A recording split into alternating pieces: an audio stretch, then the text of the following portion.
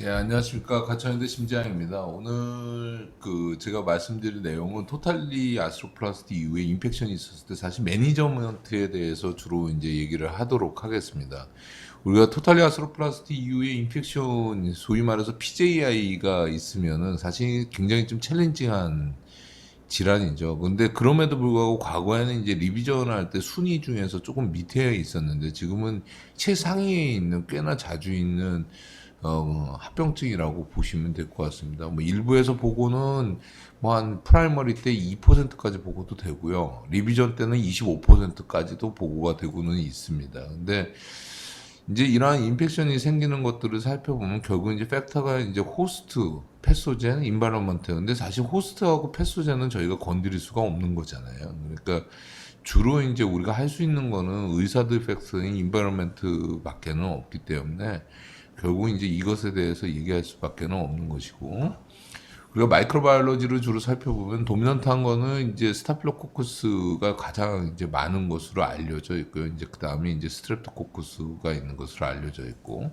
우리가 이제 흔히 만나는 것들은 이제 MRSA나 아니면 MRSE 같은 것들을 자주 만나게 되는 거고, 이렇게 면역이 떨어져 있는 환자들은 뭐 슈도모나스나 에네로보스, 펑글 인펙션 같은 것들이 생길 수 있겠습니다. 우리가 인펙션이 생겼을 때의 증상들은 뭐 잘 아시는 것처럼 뭐 아프고 열나고 그 붓고 이런 거죠. 기본적으로 이런 것들인데, 우리가 이제 페인의 양상을 보면 미케니컬 페인, 이제 루스닝 같은 것들이 있을 때는 사실은 가만히 있을 때는 안 아프지만 걷기 시작하면 아프다라는 것이 아주 전형적인 그 미케니컬 페인인 건데, 이런 인펙션 같은 경우는 레스팅 페인이 있다는 것이 그거랑 좀 구분되어질 수 있는 증상이 아닐까 생각이 듭니다. 뭐 드레이너지 있으면 당연한 거고요. 레디올로지로 인펙션을 판단하는 거는 굉장히 어렵다고 봅니다. 뭐 오른쪽에서 보이는 사진처럼 저 정도가 되면 벌써 저거는 이제 오스테오마이엘라이티스까지 이미 간 거기 때문에 뭐 저 정도 상황이 되면 굉장히 심각하게 된 거고요. 일반적으로는 레디올로지 상에서 별로 문제가 없는 경우들이 대부분이고, 굳이 좀 지나면 이제 그 컴포넌트 주위로 이제 레디오루센트 라인이 보일 수 있고, 이제 좀 더 심해지면 이제 뉴본 포메이션 같은 이제 COM에 준하는 것들이 나타날 수 있겠죠. 그래서 이제 WBCP 스캔이나 같은 이제 본 스캔 같은 것들을 시행을 하기도 하는데요. 막상 해보면은 또 그렇게까지 뭐 정확한지는 잘 모르겠더라고요. 그래서 일반적인 레보레토리는 사실은 CBC, ESR, 뭐 CRP를 잘 알고 있는 거, 또 조인트 아스피레이션에서 케미스트리가 나가기도 하고, 이제 컬처 나가고, 요즘은 이제 대학병원에서는 프로카시톤이나 디다이머가 거의 루틴하게 나가기 때문에 이런 것들이 이제 일반적인 레버러토리라고 보시면 될 것 같습니다. 그렇지만 이제 이런 것들보다도 더 중요한 거는 사실은 이제 인펙션이 있을 거라고 의심하는 상황이겠죠. 이제 스페시픽한 레버러토리 좀 살펴보면 이제 인터루킨 6가 좀 더 이런 밸류가 있다라는 것들을 이제 보고를 하기도 하고, 뭐 칼 프로텍션 같은 것들도 얘기도 하고, 뭐 여러분들이 잘 알고 있는 알파 디펜신 뭐 이런 것들도 있는데, 저희 병원에서도 뭐 그 바이올로지 때문에 한번 연구를 해서 연구비를 받아서 이제 트립토판의 tRNA 신세세이즈를 갖다가 연구를 한 적이 있었는데, 아직 지금 서미션 중에 있는데, 이게 이제 보면은 우리 sepsis 때 스페시픽한 이 진단의 툴이거든요. 그래서 그거를 좀 확장해서 해보려고 그랬는데 의미는 있는 것으로 나왔는데, 사실은 이런 이 스페시픽한 레보레토리를 현실적으로 운영하기가 그렇게 쉬운 문제는 아니라고 생각합니다. 그래서 하여튼 인펙션은 우리가 의심하는 것이 중요하고, 우리가 생각하는 것보다 더 안 좋다는 개념을 좀 가졌으면 좋겠습니다. 근데 그렇기 때문에 이제 그렇다면 이제 어느 정도가 됐을 때 본인이 수술한 사람들은 이제 인펙션을 믿고 싶지 않잖아요. 그리고 남이 수술한 거는 그냥 인펙션이라고 의심을 하게 되는 이런 경향들이 있기 때문에, 그런 것들에 대한 진단 크라이테리아 같은 것들이 이제 데피니션 같은 것들이 이제 요즘은 나와 있죠. 그래서 사실은 이제 미국에서 이제 파비지 그룹이 이제 이 부분에서는 제 이제 선두 그룹인 것 같습니다. 그래서 처음에 2011년도에 이제 MSIS에서 인펙션에 대한 데피니션을 갖다 얘기를 하는데, 이제 처음에는 이제 메이저는 이제 자이너스 트랙 있는 거 당연하겠죠. 그리고 이제 두 개의 컬처 포지티브 이거가 이제 메인이고 나머지는 마이너로 해가지고 무슨 이런 레버러토리나 아니면은 뭐 이퓨전이나 아니면은 그 병리학적으로 하이파워 필드에서 5개 이상의 뭐 뉴트로피 이런 것들은 마이너로 구분을 해서 이 중에서 한 4개 정도 이상인 것을 이제 데피니션으로 이제 정했었는데 이게 이제 ICM 그래서 이 인터내셔널로 좀 확장이 되면서 그 전문가들을 갖다 불러서 이제 컨센서스를 이룬 게 이 두 가지 메이저는 그대로 갖고 가고 이런 마이너 크라이테리아에서 3개 정도로 하는 것들을 이제 얘기를 하고 있습니다. 최근에 2018년도에는 이 파비지 그룹에서 이제 2개의 메이저는 그대로 남겨두고 나머지를 이제 점수화 시켜서 이 점수가 6점이 넘을 때 인펙션은 의심되는 그런 방식으로 이제 바꿨는데 뭐 당연히 이제 본인들이 계속 이렇게 버전업이 돼가고 있는 상황이기 때문에 뭐 최근에 나온 것이 가장 스페시피시티나 아니면 센서티비티가 훌륭하다라고 이제 보고를 하고 있고요. 이게 작년에 이제 이 유럽 쪽에서도 이러한 것들이 PJI에 대한 데피니션이 이제 나왔습니다. 보시면은 여기는 이제 메이저 마이너로 구분되는 것이 아니라 인펙션이 컨펌되는 상황들은 이제 자이너스 트랙이나 투 포지티브는 그대로 가는 것이고요. 이제 저런 레버러토리 파인딩도 포지티브로 보고 그다음에 소니피케이션을 시켰을 때 나오는 양성도 이제 포지티브로 보고 그다음 병리학도 포지티브로 보는 그런 관점으로 이제 바뀌어서 나와서 어떻게 보면은 이제 미국보다는 유럽 쪽이 좀 넓게 인펙션을 인정하는 그런 쪽으로 이제 가게 되는 것 같습니다. 그래서 이제 우리가 사실은 궁금한 건 이제 클리니컬 프랙티스죠. 사실은 우리가 의심하는 것까지는 저건데, 그래, 이제 진단을 내렸는데, 그러면 어떻게 할 거냐? 라는 부분에서 이제 접근하면 크게 이제 3가지 방법이 있는 거, 3개의 카테고리가 있는 것 같습니다. 하나는 이제 리텐션 하는 방법. 그래서 이제 안티바이오틱스만 써야 되는 경우, 아소스코픽 데브리망을 하는 경우, 그 다음에 이제 오픈 데브리망, 뭐 당연히 그러면은 이제 폴리에틸렌을 갖다 체인지를 해야 되겠죠. 두 번째는 이제 갈아엎어버리는 이제 리비전 TK를 하는 방법이 있겠죠. 그래서 이거는 원 스테이지나 투 스테이지로 하는 것들이 소개가 되고, 그 다음에 셀비지 프로시디어 그냥 이게 리섹션 아스로플라스티를 한다든가 아스로데시스를 한다든가 아니면 앰프테이션 한다든가 이런 것들이 이제 한 3가지 카테고리로 나뉘는 것 같은데, 저는 사실은 이제 안티바이오틱스만 써서 이제 서프레션 시키는 경우는 저는 사실은 경험이 없습니다. 일부에서 뭐 당연히 그 제너럴 컨디션이 안 좋고 아니면 전신 질환이 있는 환자들에서는 저는 충분히 사용할 수는 있을 거라고 생각이 들지만 아직은 저한테는 좀그 경험이 없어서 이 부분에 대해서는 제가 논하는 거가 좀 안 될 것 같고, 그래서 이러한 클리니컬 프랙티스의 가이드라인을 IDSA에서 이게 이제 미국에 있는 감염 그룹이죠. 거기서 이제 가이드라인이 나왔죠. 보시면은 이제 3주 이내 아니면 조인트 에이지가 이제 30일 이내, 그러니까 결국 이제 에큐트 인펙션이라는 뜻이에요. 에큐트 인펙션인데 그 웰픽스드 프로세시스가 있고 자이너스 트랙 같은 것들이 없으면은 이제 데브리망을 하고 리텐션 한번 시도해 볼 수 있지 않겠냐, 이렇게 가이드라인을 보여주고 있고, 그 다음에 이제 원 스테이지, 우리가 기본적인 게 스탠다드가 투 스테이지니까 원 스테이지 같은 경우는 THA나 아니면 소프트 티슈가 괜찮거나 본스톡이 괜찮거나 하여튼 전체적으로 괜찮다는 건데, 사실은 이게 고관절에서는 꽤 쓰이는 것 같은데 무릎에서는 사실은 원 스테이지가 그렇게 흔치는 않은 것 같습니다. 하여튼 이런 쪽으로 제안을 하고 있고요. 결국 이제 이런 것들이 있더라도 이제 나중에 네크로진 파사이티스나 소프트 티슈 안 좋거나 뭐 본이 안 좋거나 제너럴 컨디션이 안 좋거나 이런 경우는 결국 이제 앰프테이션까지 생각하는 이런 쪽으로 이제 가이드라인이 나오는 것 같습니다. 그래서 리텐션에 대한 부분을 조금 살펴보면은 아소스코픽 데브리망도 저는 사실은 경험이 그렇게 많지는 않습니다.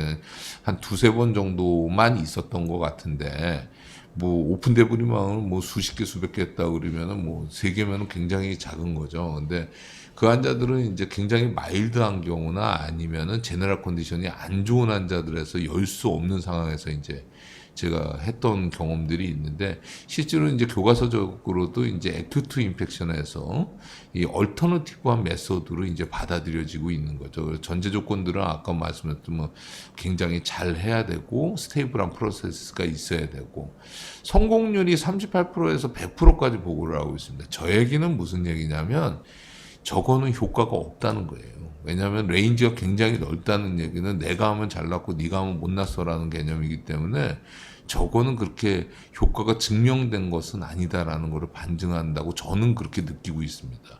그래서 보시면은 뭐 그 88%까지 보고하는 사람도 있고 우리나라에서 하천원 선생님이 아소스코피로만 했더니 62.5%더라. 근데 나중에 오픈까지 같이 했더니 이거 100%더라. 그러니까 벌써 차이가 많이 나잖아요. 그러니까 그래서 이 아소스코피 대분리망은 얼터너티브지 절대로 스탠다드 치료는 아니다라는 것을 알고 계시고 그 다음에 이제 오픈 대분리망 같은 경우는 이제 이게 가장 이제 스탠다드한 치료죠. 그래서 여러 가지 성공률들이 나오는데요. 보면은 빨리 하면 빨리 할수록 결과가 좋다라는 건 아주 당연한 얘기고 스타필로코커스 같이 이렇게 좀 약한 균이 MRSA보다 이렇게 강한 균보다는 당연히 결과가 좋다라는 게 당연한 결과라고 저는 생각이 듭니다. 근데 이제 그런 것들을 제외하고라도 요런 MRSA나 아니면 슈도모나스 같은 경우는 굉장히 안 좋은 상황에서 벌어지는 일이잖아요. 근데 석세스 레이트는 한 70% 되는데 그런 아주 생균들을 좀 제껴보니까 85%까지 가더라. 라는 그런 좋은 논문이 있고 이게 사실은 김태균 선생님이 아까 앞에서 자장하셨던 인용 선생님도 같이 했던 그룹이었었는데 저도 참여를 하고 그랬었는데 우리나라에서 실제로 한번 이거를 찾아봤었는데요. 멀티센터로 했었는데 한 생각보다 71%로 생각보다는 괜찮더라는 거예요. 이것에 대해서 매우 반대하시는 분들도 사실은 있거든요. 근데 생각보다는 괜찮고 어울릴수록 좀 더 낫고 이게 에크트 헤마토지너스 인펙션이라고 하는 거는 나중에 오래됐는데 딴 데가 균이 있어서 온 거니까 이런 것들은 좀 결과가 좀 안 좋은 것 같고요. 그 다음에 이제 우리가 수술할 때이 리텐션을 하고 그러니까 이리게이션을 베타딘으로 하는 경우들이 있잖아요. 이 베타딘 레비지에 대한 근거는 사실은 뭐 이것 때문에 콘드로톡시서티가 있어서 오히려 더 안 좋다라고 얘기하는 사람들도 있지만 우리가 노말 프라이머리 아스트로플라스티 때도 이거 이펙티브니스가 있다라고 얘기하는 경우들이 많이 있거든요. 근데 이제 본 시멘트 인터페이스에다 영향을 줄 수 있다는데 1분 이상 하면은 이제 카틸리지에 영향을 준다는데 이미 카틸리지 없는 아스트로플라스티인데 저는 유용할 거라고 생각이 들고 애니멀 스터디에서 보면 이펙티브니스가 당연히 있고요. 어떤 신분들은 이제 VIP라고 그래가지고 방코하고 베타딘까지 같이 섞어서 하면 훨씬 더 결과가 좋다라고 얘기하시는 분들도 있는 것 같습니다. 이게 46세 남자 환자인데 이 환자가 샤코 조인트로 제가 아스트로플라스티를 해서 3년 동안 이제 잘 쓰고 있었어요. 보시면 이제 본이 굉장히 없었었잖아요. 근데 시간 지나면 이렇게 높긴 하더라고요. 근데 이 환자가 지붕에서 떨어졌어요. 딴 일 하다가. 그래가지고 칼카네오스 쪽에 인펙션이 되면서 MRCNS가 나왔는데 무릎까지 헤마토지너스하게 온 거예요. 당뇨가 굉장히 심한 환자인데. 그래서 이때 이제 오픈 대분리망 이게 중요한 게 오픈 대분리망이 있더라도 계속 의심이 되면 반복을 해야 되거든요. 반복을 해서 비교적 잘 치료가 됐었던 환자입니다. 그래서 지금 한 11년 됐는데 보시면 보는 뭐 이것 때문이 아니라 알로본 옵섭션 때문에 이렇게 많이 없어지긴 했지만 지금 현재까지도 아주 잘 쓰고 지금 이제 거의 이제 60 가까워졌죠. 그래 잘 쓰고 있는 것 같습니다. 리비전을 좀 살펴보면 원 스테이지로 하는 것에 대해서는 조금 이제 무릎에서는 좀 거부감이 좀 있습니다. 요러요러한 환경에서 이제 쓸 수 있다라고 알려져 있고요. 그리고 아주 괜찮은 경우에 할 수 있다고 알려져 있는데 사실 우리나라에서는 잘 받아들여지지는 않는 것 같습니다.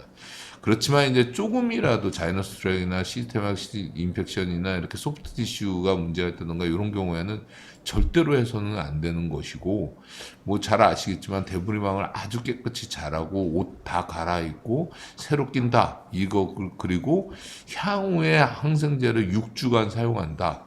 6주에 대한 근거는 이제 COM에 준해서 오스테오마이엘라이티스에 준해서 한다. 이렇게 생각을 하시면 될 것 같고 시스테마틱 리뷰를 보면은 뭐 로우 레이트라고 그러는데 리인펙션 레이트가 뭐 여기서 보면 난 예시 많잖아요. 보면 환자 어떻게 선택해야 될지 모르겠고 수술 어떻게 해야 될지 모르겠고 이러면은 뭐 이런 수술이 좋은 수술은 아닌 것 같습니다. 그래서 전체적으로는 그렇게 좋다고 볼 수는 없을 것 같고요. 우리가 이제 투 스테이지라는 거는 아주 근본적으로 이제 프로스탈락을 집어넣는 안티 시멘트를 주는 건데 이제 두 가지 방법이 있겠죠. 아티큘레이션 스페이서를 넣을 수도 있고 스테이틱한 스페이서를 집어넣을 수도 있고. 그래서 아티큘레이션 같은 경우는 이제 무릎을 바로 구부릴 수 있는 장점이 있는가 하면 이렇게 깨지기도 하고요. 이렇게 빠져버리는 사람들도 있고요. 돈도 들어가고요. 뭐 이런 것들이 좀 불만있죠. 그래서 우리나라 최충혁 선생님 같은 경우는 이제 그 뽑았던 임플란트를 다시 오토클레브에다 돌려서 안티시멘트랑 같이 집어넣는 것도 사용을 하시기도 합니다. 스테이틱 스페이서는 시간이 짧게 걸리고 빠르고 뭐 편한 것들이 있죠. 근데 이제 못 움직인다는 단점이 있기 때문에 요거는 또 이제 그런 불편함이 좀 있습니다. 그래서 이제 조우신 선생님 쪽에서 이제 플렉서블 레일하고 이렇게 같이 해서 하면은 웨이트 베어링도 빨리 할 수 있고 그런 또 장점이 있는 것 같습니다. 연세 드신 분들이 못 움직인다는 거는 굉장히 안 좋은 일인 거거든요. 그래서 이런 것들이 이제 방법들이 소개되어 있고 이렇게 한 다음에 인펙션 컨트롤하고 이제 투 스테이지로 시행을 하게 되면 뭐 한데 성공률은 뭐 90%까지도 보고를 하고 있고요. 이제 저 테크닉을 보면 이렇게 임플란트를 잘 리무브를 해서 본을 가급적 많이 남기고 아주 메티큘러스하게 이런 데브리망하고 이리게이션을 시행을 한 다음에 베타딘 소킹을 아까 말씀드린 대로 이제 그러한 이유 때문에 하고 있습니다. 베타딘 소킹을 하고 이리게이션을 하고 경우에 따라서는 이렇게 플렉서블 네일하고 이렇게 스테이틱으로 집어넣기도 하고 이렇게 아티큘레이션으로 집어넣기도 합니다. 그리고 수술은 원래는 6주 있다라고 그러고 어떠신 분들은 4주 만에도 하는데 저는 그냥 안전하게 이 한 달에 한 번씩 뽑아가면서 괴로운 일이긴 하지만 3개월 이후에 하고 있습니다. 그래서 나중에 리임플란테이션 할 때는 프로즌 바이옵시를 항상 같이 하고 있고요. 이 환자는 조금 다른 케이스인데 제가 하나 보여드리고 싶어서 그냥 갖고 왔는데 이거 15년도에 이제 수술을 하고 1년 정도 있다가 이제 인펙션이 돼서 이제 왔는데 그래서 이제 프로스탈락으로 저희가 바꿨고요. 이러고 항생제를 이제 하고 리비전을 했는데 그 다음에 이제 항생제를 또 이제 중간에 또 인펙션이 돼서 오픈 데브리망하고 라이너 체인지를 하는데 2016년도 7월 21일이잖아요. 그죠?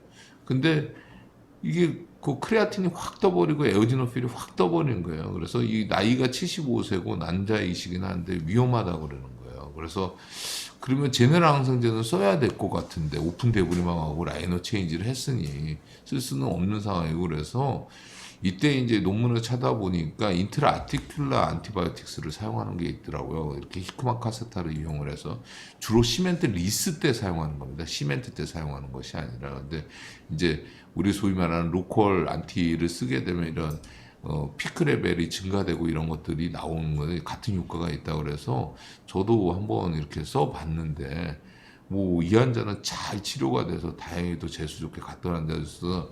이렇게 제너럴 컨디션이 안 좋은 환자들한테는 이런 것도 한번 최후에 방법을 한번 사용하시는 거 좋고 얼마 전에 이제 제가 아까도 자장 선생님하고도 얘기를 했지만 안타깝게도 제 환자가 한번 돌아가시는데 그분도 제가 항상 이 앰푸테이션을 주저주저 하다가 돌아가셨거든요. 그래서 리섹션 아스로플라스티나 아스로데시스 우리가 안 될 것 같으면 앰푸테이션도 과감하게 결정을 해야 될 것 같다. 그래서 결론을 말씀드리면 얼리 디텍션을 하는 것이 중요하고 그 다음에 적극적으로 치료하는 것이 중요하겠다. 투 스테이지 토탈 리비전이 아직까지는 이제 골드 스탠다드다. 근데 여러 가지 이제 환자나 이제 의사의 상황에 따라서 얼터너티브 트리트먼트는 여러 옵션이 있으니까 우리가 꼭 대포만 갖고 싸우는 게 아니라 총도 갖고 있고 미사일도 갖고 있는 그런 상태가 됐으면 좋겠습니다. 경청해 주셔서 감사합니다.